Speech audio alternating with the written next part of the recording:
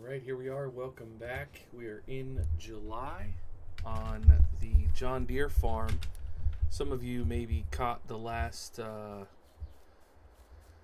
few episodes, which were, I think we had a few finishing the job and then one kind of live action. And I understand that we have a lot of straw bales over here that still need to be dealt with. There's just so much work to be done, and I'm unclear how much people want to see and how much I should do off recording. And to be honest, I'm not getting a whole lot of feedback in terms of what people really want to see. So I'm just playing the game, and I'm going to keep doing that as long as people want to watch. And if the numbers continue to drop, then that's a clear indicator to me that what we're doing here isn't quite working for folks. But I'm really a big fan of this farm and this old school equipment, and so I do want to keep playing it. One thing I was thinking, it looks like we've got rain on the way here, and I know that in the game that doesn't affect the straw, or if we were to cut hay, it wouldn't make it spoil. But for realism's sake, that's something to consider. I don't want to spend our whole episode doing this same job, but I may hop over and do a little bit of mowing in our grass field to get us a little bit more hay in the barn. We did take essentially a load and a half of grass bales to turn into silage, and the other half load was hay. So we do have some. We don't have to do hay here in July. In fact, the grass might even be longer if we just wait a month. So it might be advantageous to wait. Man, it does not like the uphill thing there. But I did want to make a couple passes here. At the end of the last episode, we were loading up some of the bales, but I didn't want to do that for hours. I'm trying to pay attention to what people want to watch, obviously. So I'll do a quick review of the animal situation here in a few minutes, just to get you caught up, kind of where we're at. If you look up in the top right corner, you can see we're at $72,000 right now. If you're new to the series, if you just hopped in here recently, we are actually we have a bit of property. We have a warehouse on our farmland that we lease out, which gives us a nice little bit of cushion financially, and I will show you that on the map. Oh gosh, it's so slow coming uphill. Just there we go. What do we have? 4 more lines. Alright. So I'll go ahead and hop out of this, and we'll work on doing that job a little bit more later, but we'll snag that image just in case we need it. So we have more of that work to do, but here I'll show you what I mean. So on our map up here, in this little area, so this field did fill that, we put a warehouse, and that was to account for a little bit of weird income we were getting. So it's up there in the corner. But we put that little patch of soybeans in. Yield bonus is plus 43%. It's showing as fertilized halfway. My question is, if I spray this, would we get more? Or should I just mow it and be done with it? Probably should just mow it and be done with it. So we have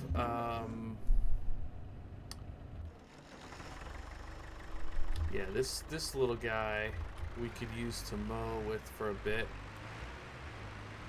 This is the 710 that comes with the It's a mod in the mod hub. It is enough to pull this Batwing mower, believe it or not. So we'll get a bit of this done. One of the sort of drawbacks of running a dairy farm on this game is that it is a lot of the same stuff over and over.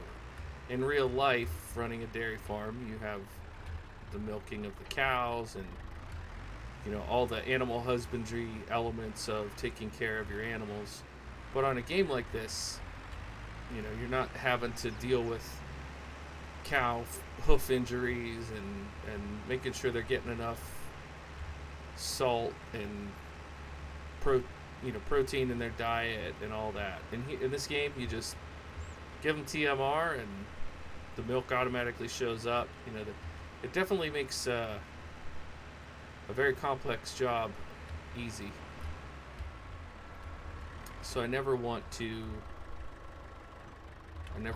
pretend that because I can play a game about this that I could ever do the job. Definitely could not. But we'll go ahead and at least get this bottom clip and try to get a handful of bales out of it before it rains here.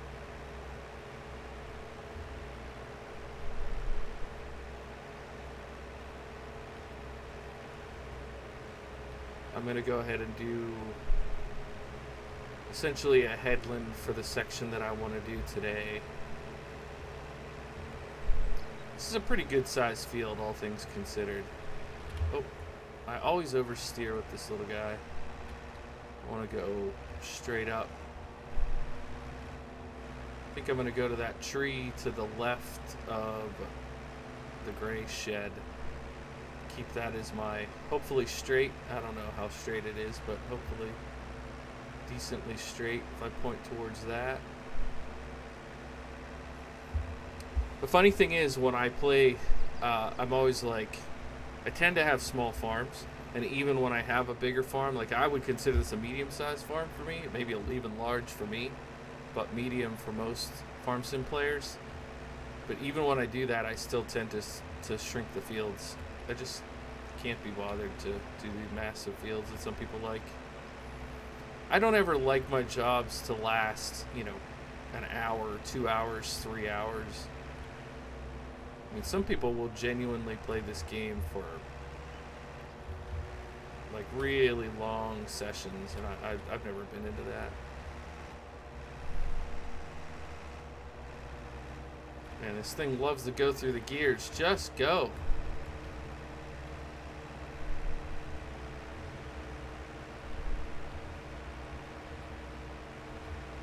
It's got plenty of horsepower for the job. That's what I don't understand. Once it's moving, it's great, but it can be a pain to get there.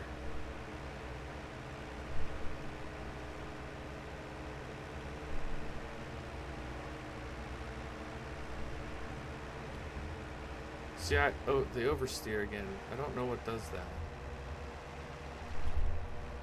You probably can hear the clicking. I don't use a wheel. A lot of farm sim YouTubers use a wheel. I'm just doing mouse and keyboard. It's a pretty simple setup over here, honestly. All I did, other than the setup that I have when I play, I have a microphone for my day job anyways, and I have a recording software that's free. So no, I don't really have all the bells and whistles. For better and for worse, I don't have all the bells and whistles. Okay, let's go ahead and see if we can keep the momentum.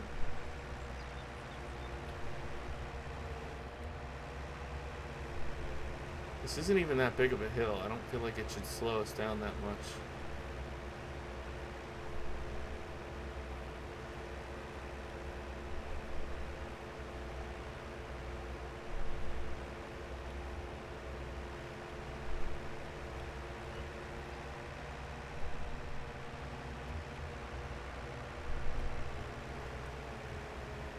That was better.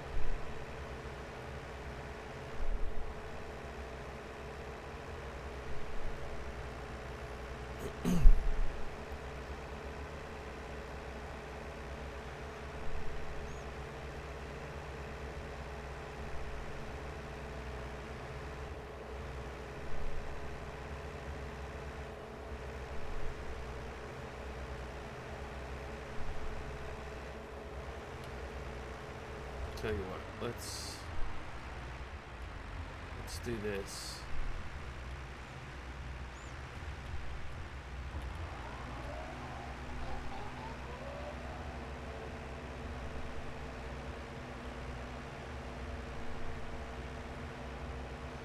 Once we get this done, we'll grab the tedder and get this tedded up, rode up, and get some bales out of it.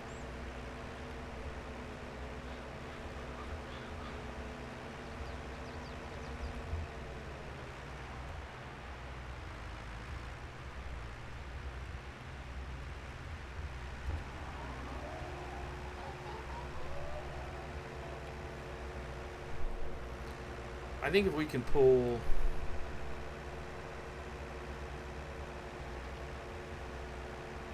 maybe 20 or 30 of those big square bales off of this field, hay bales, we'll have plenty of silage to get us through the winter, even if our herd increases a little bit. Oh yeah, I was going to review that. Oops. Because we don't have very many over here in the young ones. So we're gonna run a dual operation, a lot like we have going in the Case IH farm. And the main farm will be for milk production, and this side over here will just be for the young ones to get older. I think that'll work well in the long run.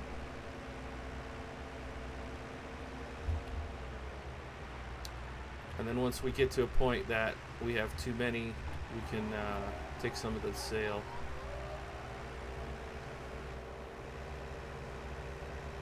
Make a little bit of cash off of natural increase as well.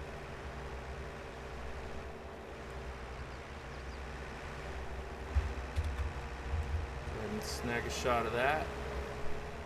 That was silly to do on the way up the hill because now I'm going to be slow. Are we going to be able to fit all that? We're going to have one tiny little piece up here.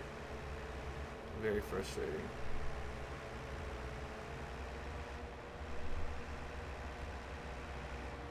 No. Oh. Stop it with the oversteer. Good heavens.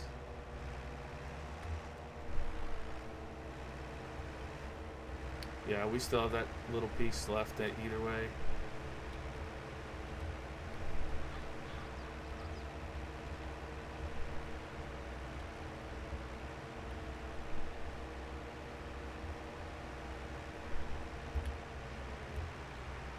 Alrighty.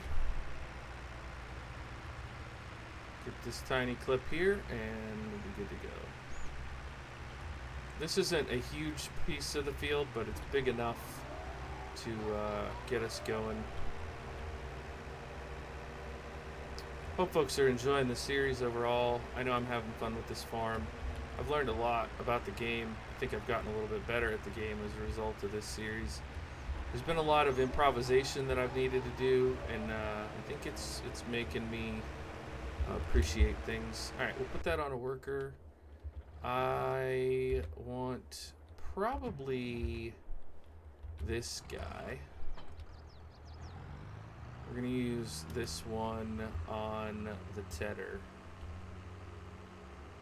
Oh, we need to stop and get some fuel while we're up here. I like all these tractors. I feel like I say that every time I play this farm, but I do.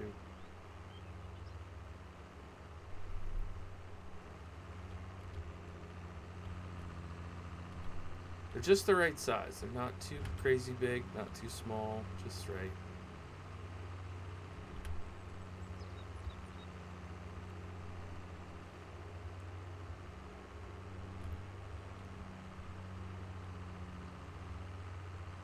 I need to get that grass bale out of the middle there.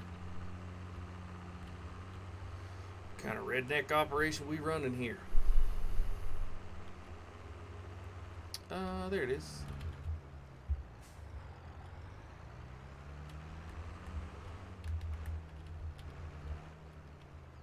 What? No. No. Really? Why do I do stuff like this all the time? I just backed into it too fast. Now I have to reset the thing. Don't get in a rush. That's the moral of the story. Don't get in a rush when you play games. Fortunately, our shop trigger is over here, so it's not that far out of the way. We don't have to actually drive all the way to a shop to get it. That would be a jump cut for you guys, but here we go. We have a fair bit of silage over there. I think the bales are something like, what, 3,500? So, what is it? You think there's 20 bales there? Probably pushing 75,000 liters, somewhere around that. Not as much as I have on the Case IH farm, but it's respectable given the size of our herd. We have 25 at the milking barn and 5 in the calf area. So they're 3 months. They're not yet given milk. Once they are, we can move them over. And then once those ones have calves, we'll bring them over here. So that'll be the workflow moving forward, is they will reproduce, we'll bring them down here, just give them grass and hay down here, and then give TMR up there. Alright, get this unfolded, get some tedded up, and we'll get some windrowed up and get some baled up. But what is that, what is that worker doing? Oh jeez. Let's sort them out.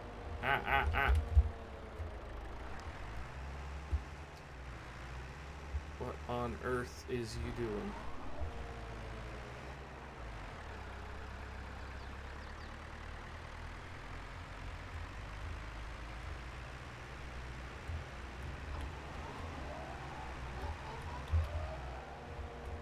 Oh, they...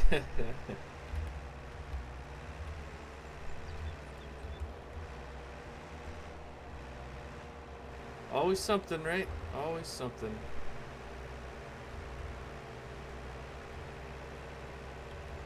Okay, that looks pretty good. Sorry about all the tabbing. I try not to do too much jumping around because I know it makes it a little dizzying for people watching. Hopefully that mower does okay now. It seems to be following the line better. I don't know that we'll do the whole field, but I'd like to get a good chunk of it done.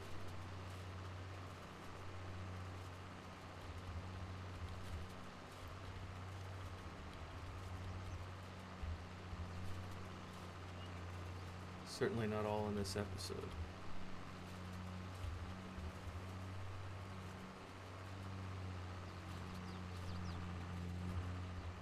Nope. Nah, close enough. I think once we get the corn in the barn, or in the grain bins, is when I'll probably buy some pigs. We should have money laying around for that. I think we have some debt on this farm, but that hopefully will be paid down soon. I can't think of any big expenditures we have left. Got both cow barns. This one came with the farm. The one up there we had to add because this one, the trigger for TMR wasn't working properly, so I had to add the other one.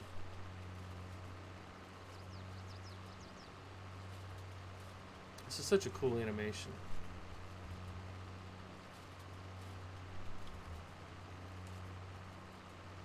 Nice size equipment for the tractor. Works out well, I think.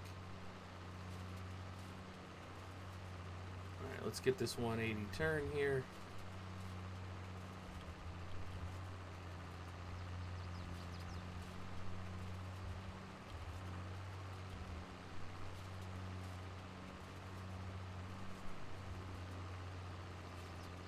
It's weird, when I first started on this map, I noticed that there were hills, but it didn't really occur to me just how much that was going to affect the gameplay. Very significant.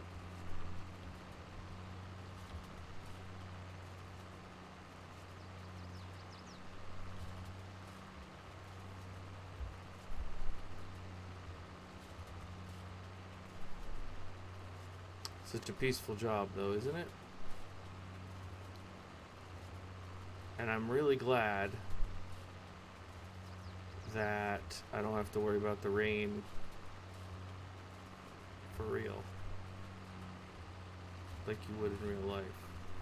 I probably just wouldn't cut it in real life. What is that lunatic doing? Stop. Stop. Stop. Stop. Just never mind. I'll deal with that later.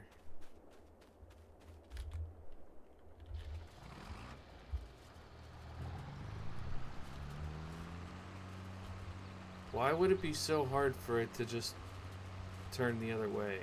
What am I missing?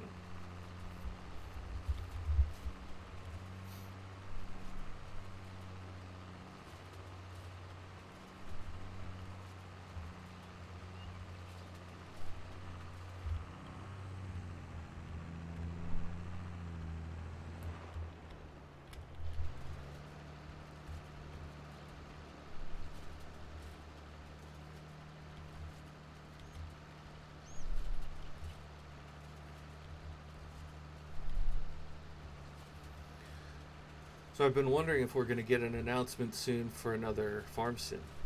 Feels like now would be the natural time to get that. Because usually they announce... Like, I would assume that there are people at Giants that are working on the next game. And if it's going to be 24, then you would think it would be launching at the end of 23. And if they're going to do another skip 2 years, like if we're going to be on a new 3-year cycle instead of every other year cycle, then you would think maybe near the end of 23 they announce that it's going to be FS25. I don't know. Either way, I'm looking forward to seeing what they have planned. Should be a lot of fun.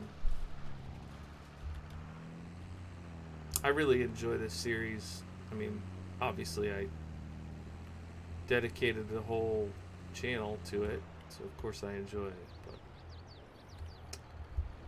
I'm looking forward to seeing that when it eventually happens. Pardon me, I'm going to tab down to the mower.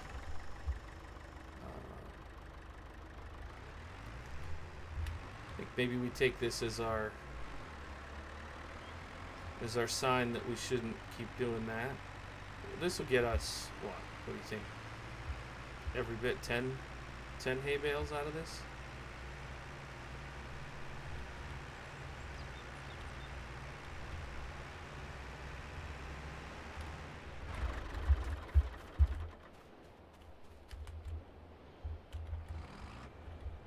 Come on.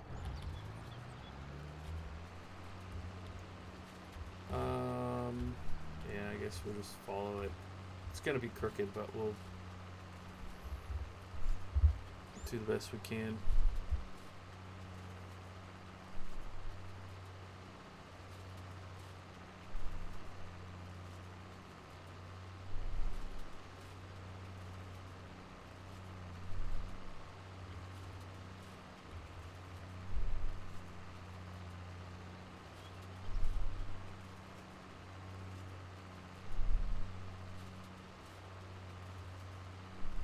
I like this little stretch for some reason.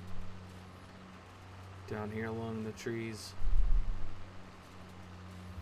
At one point I was like, maybe I'll cut these trees. Now I just laugh every time I think about that. That is, for one thing, that is so many trees. And for another thing, I don't need more fields. I legitimately don't need more field space. I have way more than I can farm. I mean, I'm essentially rotating half of that top field. More than half, probably 3/4 of that top field is fallow this year, because I don't have the time, space, or inclination to use every inch of the property. Crazy. And the other thing that trips me out is how big the map is. I mean, I'm using like Talk about a fraction. I'm using a fraction of the map. This is a huge map to me. I mean, it's probably just normal size, but I'm just playing a lot with a lot bigger chunk of the map than I normally do, is what it comes down to. Try to keep this edge nice.